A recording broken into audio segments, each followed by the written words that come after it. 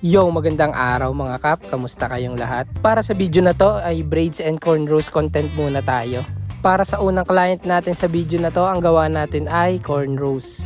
So last month nga pala ay in-offer natin ang braids and cornrows dito sa shop. May pinsan kasi akong from Japan at nagbakasyon siya dito sa Pilipinas.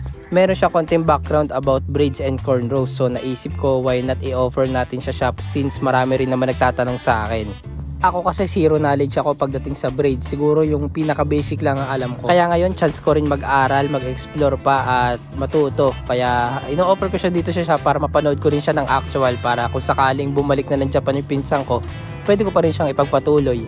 So dito tapos na yung cornrows ng unang client natin para sa video na to. Medyo nahihirapan siya sa length ng buhok ni client. Nag-additional extension pa kami dyan.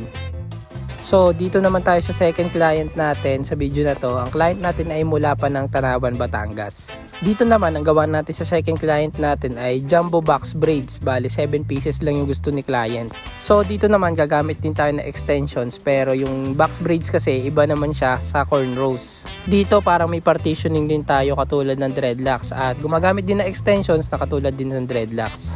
So dito tapos na tayo mag-partitioning. Bali ako nga pala nag-partition yan para kahit papano makatulong ako sa pinsan ko. Sa part na to tinatansya na ng pinsan ko kung gaano kakapal na extensions na ikakabit namin, since jumbo box braids nga pala to, dapat malalaki siya. So ulitin ko lang, choice nga pala ni client to, siya yung nag-request na gusto niya 7 pieces lang at malalaking extensions yung ikakabit namin. At dito tapos na tayo mag-install yung 7 pieces, na tapos na natin ikabit lahat at ito na yung resulta ng gawa natin para sa second client natin sa video na to.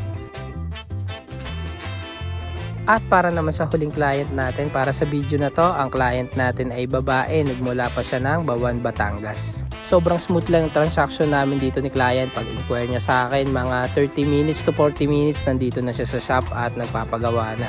Bali, ang gawa nga pala natin dito kay client ay full head box braids with extensions.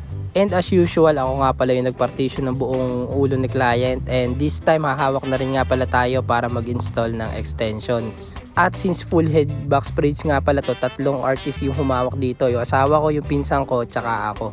Sa nanood ko nga pala sa kanya sa last session, medyo hindi ako nahirapan mag-adjust at mabilis ko naman na siya natutunan kung paano i-install at paano yung basic.